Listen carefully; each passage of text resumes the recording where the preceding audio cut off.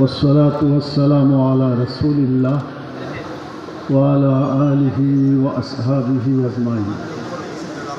ومن دعا بدعوته وجاهد في سبيله إلى يوم الدين।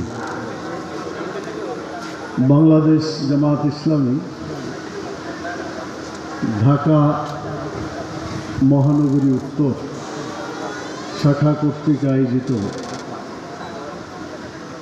সিরাত প্রতিযোগিতায় পুরস্কার বিতরণী অনুষ্ঠানে আজকের এই সুন্দর আয়োজনের সম্মানিত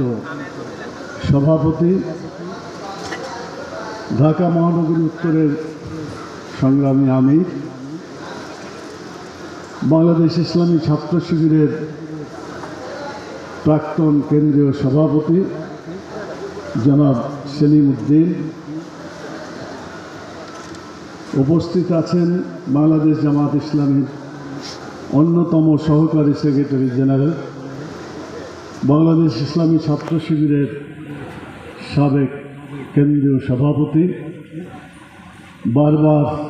জেলখানায় নির্যাতিত আমাদের একান্ত প্রিয় ভাই জনাব রফিকুল ইসলাম খান, মঞ্চে উপবিষ্ট অন্যান্য কেন্দ্রীয় এবং মহানগরী নেতৃবৃন্দ,